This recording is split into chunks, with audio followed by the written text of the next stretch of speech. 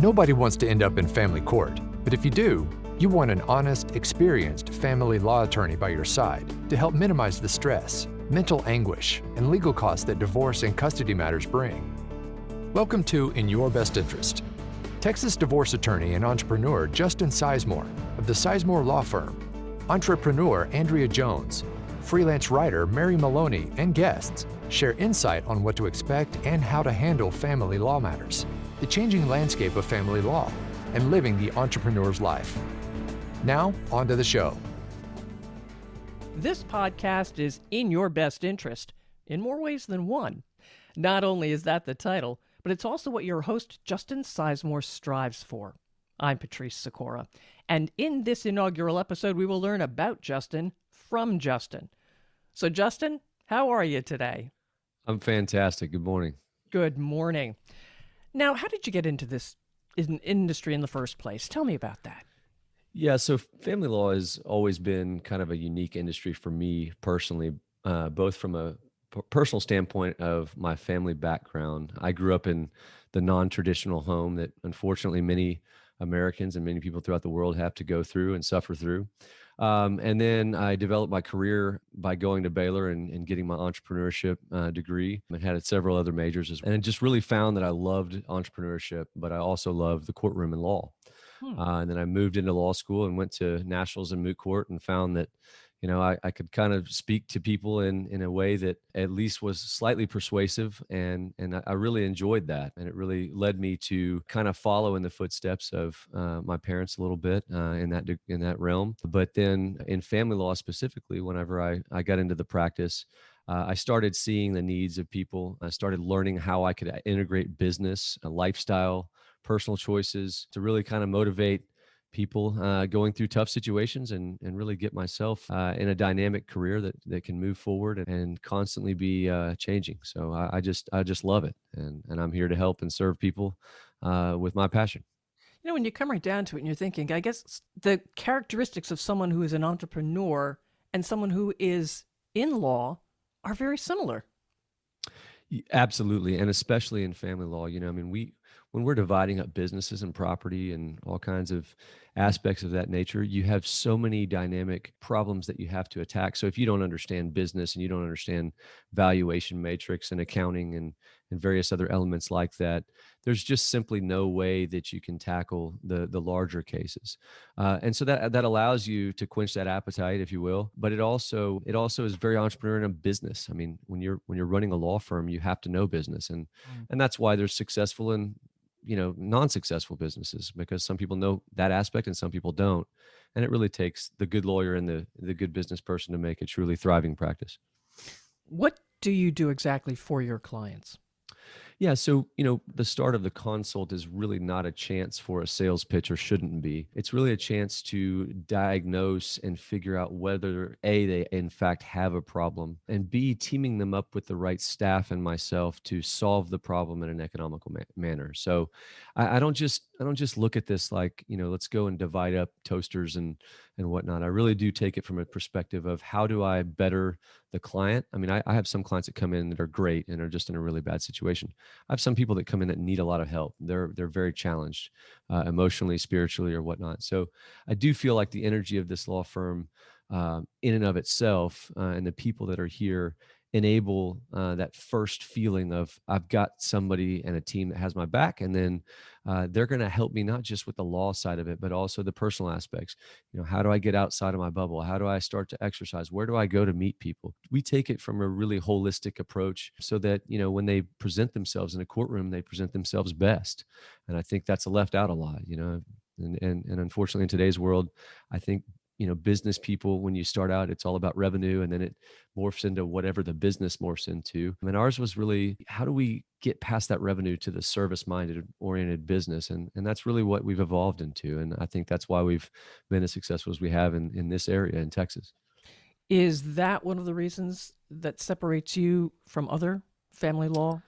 Yeah, I think so. I mean, I think, you get a lot of people calling saying they want this quote aggressive attorney or they want a woman or they want a man. I mean, there's all these stereotypical thoughts that go through someone's head when they're going through a tough time. But I always joke and I say we're like the Baskin Robbins of attorneys. I'll switch you if you want strawberry one day. I'll give you a strawberry. I've got 8 different flavors of lawyers in myself, and if you don't like the first conversation, what you see is what you get. I'm very blunt and very to the point. I'm gonna tell you exactly how it is.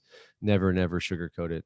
And I think what separates us is the ability to be dynamic, the chameleon in the courtroom, not always beating your chest, but sometimes taking a very soft approach to get the responses that you need to then perhaps attack if you need to. And I think that's really a dynamic version of what's made us where we are. Who's your ideal client? And then on the flip side, who do you not work with? Yeah. So the point of the ideal client for us is I've never been a fan of a victim mentality, and I know that gets overused sometimes, but I've been in situations many times with clients that are in fact victims of very serious situations and issues, but we have to get the mindset to how we move one step in front of the other in a 24-hour increment.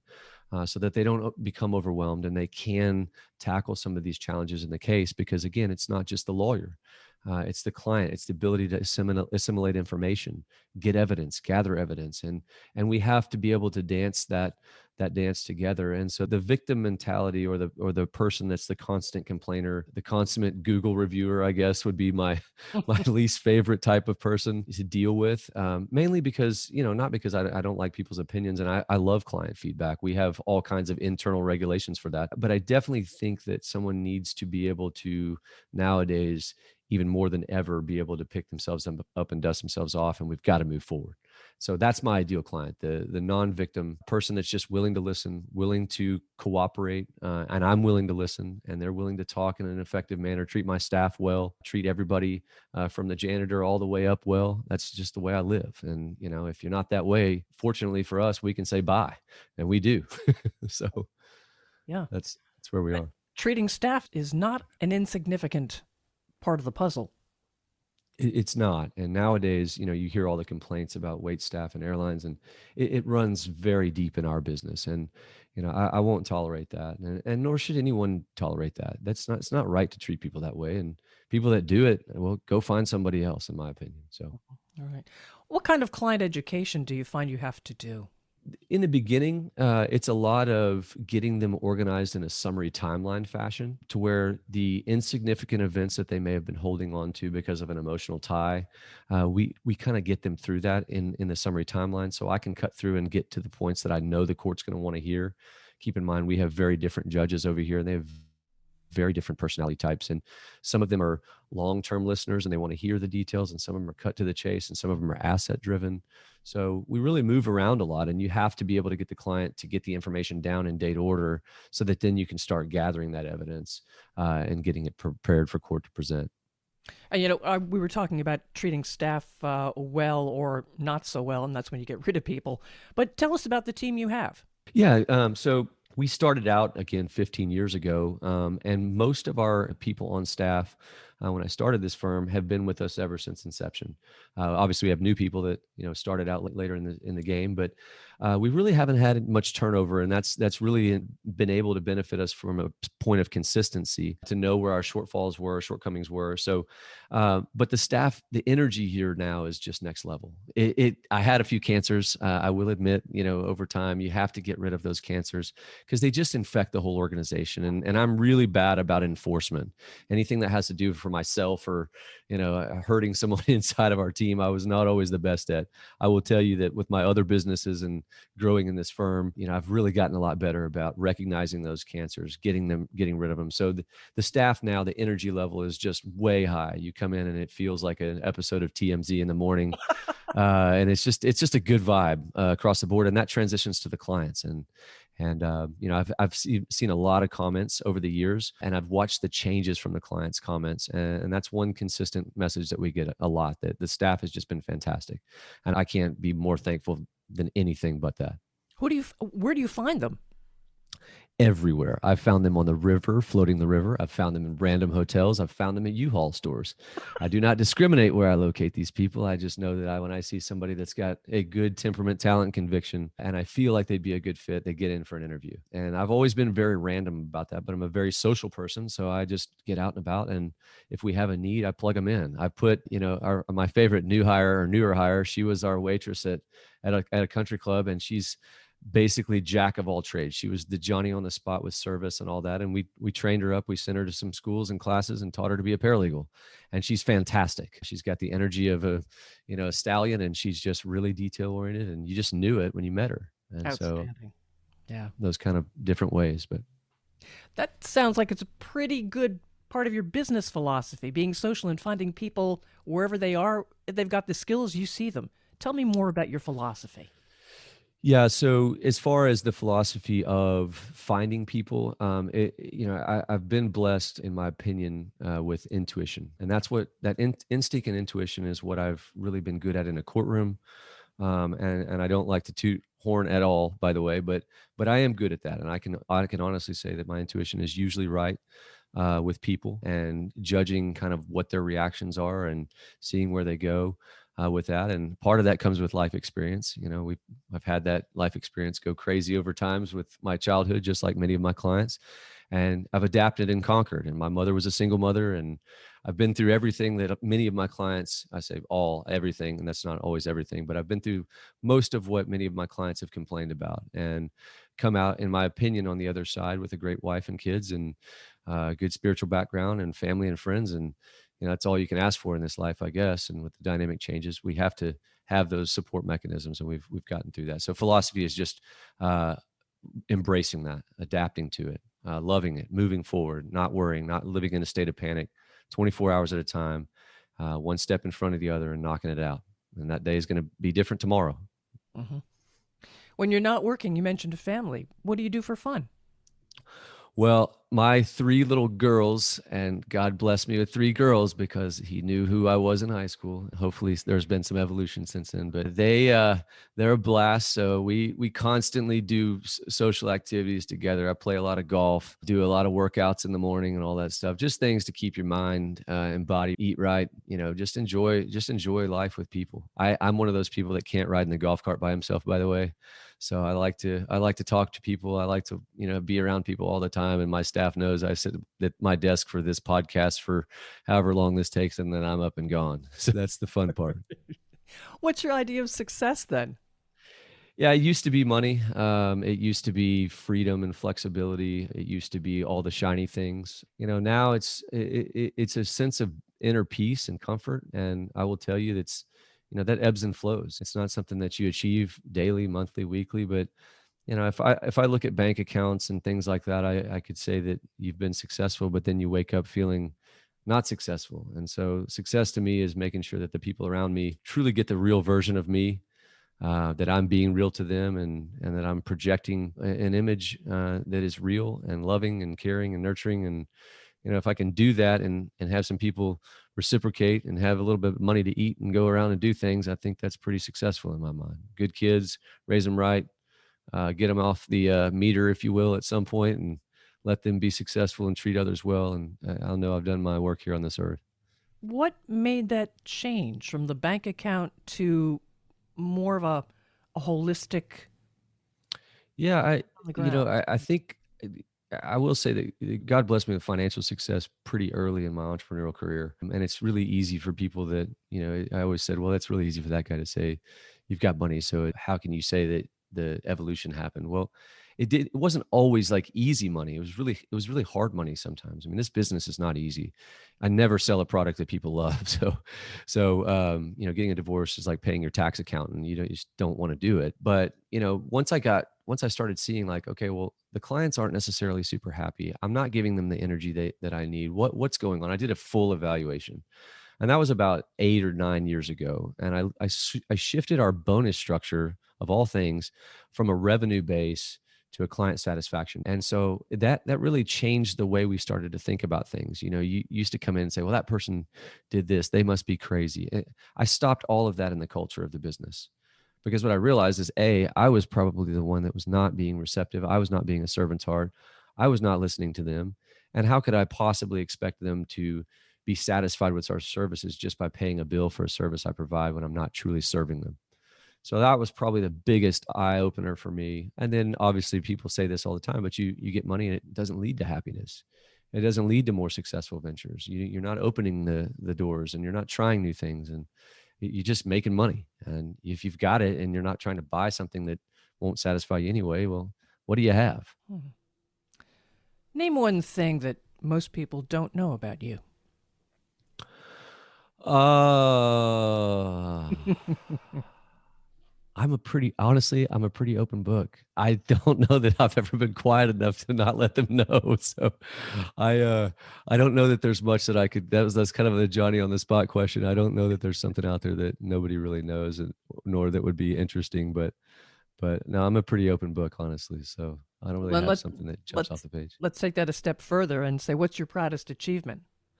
My proudest achievement, honestly, is my marriage, my family. I mean, it really is. I mean, coming from a broken home, mom was a single mom. Dad was a loving dad, but he wasn't around much. You had adultery involved and all the painful things that happen, and being able to overcome that, still love my parents deeply, both of them, all sets, all sides, all walks of life. So for me, like having a successful wife that's also an entrepreneur, beautiful kids, and a loving family from her side and my side, that we've gotten over these hurdles, and that's what we preach: is get over these hurdles. They will change. Things happen. Things change. Time heals. And so for me, that's been a just probably life's biggest accomplishment, next to spirituality and things that of that nature. Is that one of the things that you recommend most to clients, families, and friends, or is there something else? Because that was actually pretty good. When you say is that, what do you mean is that? The whole things will change. Time goes on, and things will change.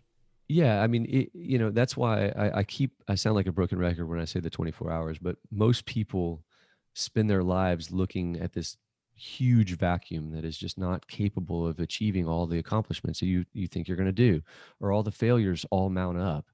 And, I think everyone would agree that if you just give it a little bit of a moment to breathe, no matter what the situation is, and you wake up just kind of going, all right, one foot in front of the other, let's tackle this task and not think of all of the terrible pitfalls that can happen. I think what you find is time does heal. And then that issue, you wake up, and then, especially with business and divorce and anything else, you look back and you go, well, that wasn't as bad as I thought it was. And I've been able to overcome that. And then all of a sudden, good Lord smacks you in the mouth again with another task, and it's all over again. So it's just the way it goes. And you got to be able to ebb and flow with that wind that blows. So Brings you right back down to reality. mm-hmm. All right. Do you have a mantra or a motto that you say to yourself to keep yourself focused?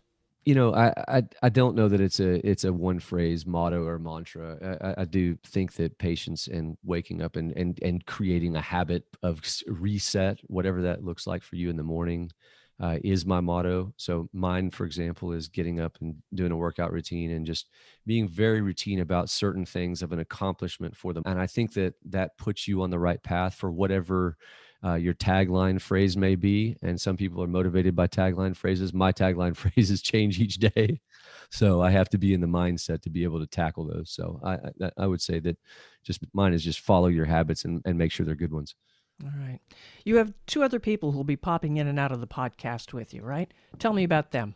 Yes. So Andrea, she's from Germany, and she is my business development slash do everything for all companies. She's been a former client of mine years and years ago when I first started practicing law. So we kind of learned process together. I hate to admit that to her, but we were kind of learning together in the beginning stages. And she's just fantastic. She shares a lot of life experiences. She's been through probably the nastiest form of divorce you can. We did a lot of things in that case that pretty much every issue you could tackle. Fraud, and she lets me talk about it. So fraud situations where there was money stolen, put him in jail, all kinds of things. And come out on the other side of this to a degree, but they have 6 children, and she'll share a lot of the experiences both inside of the law firm and the outer workings of divorce. She did a lot of homework on her own. And so she's just a fantastic resource in business, and also inside of litigation, and also inside of how you tackle these family roles. She's done everything from cell therapy to, I mean, she's just a savant. You'll see, and you'll hear from her. She's just magical in that regard. And Mary, she just reminds me of you. She has that very calming, nurturing voice, and she's Good for Mary.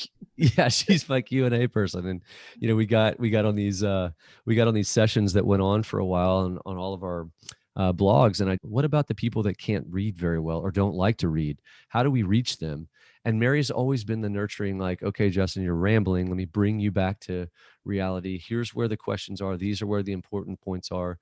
And you'll hear from her. She's just a very calculated question asker. She keeps us on task. And the dynamic was so interesting to me. And I don't interest super easily anymore. The dynamic was like, I want to get this out there to people. And I hope people find it interesting, because I find it interesting doing it. And I want to help people that don't necessarily have these resources at their fingertips. And who should be listening to this podcast? This podcast is really for literally everyone. I know people say that when they create a podcast. 55% of people will be affected by divorce in some way, shape, or form, divorce and or child custody. The other portions that are not will be interested in the will part of this, will be interested in the estate planning part of this, the business dynamic part of this, because we're going to be going through how we do valuation matrix. We're going to be looking with entrepreneurs and how they've divided up property and how they've set apart their businesses to create new ventures in the midst of property division. So it's got an entrepreneurial feel to it. It's got a touchy-feely feel for those that are going through some of those emotional hardships, and then it's got a personal human health aspect and growth aspect on that side as well. So just kind of a holistic approach to life and how not to get to the point of divorce, hopefully, and if you are, how to get you through it, and for those of you who have family members, how to talk to them about the process. All right. How can people reach you? Yeah, so our website is www.lawyerdfw.com. That's lawyerdfw.com. Our phone number is 817-336-4444. You can reach us at any time on our web.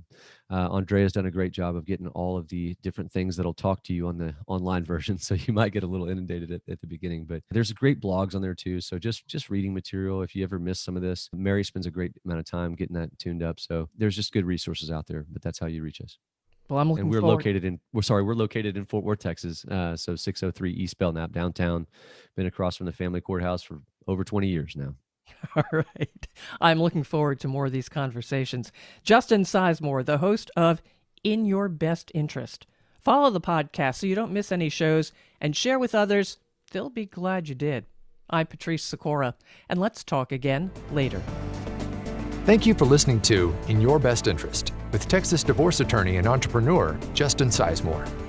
The content presented here is provided for information only and should not be construed as legal, tax, or financial advice.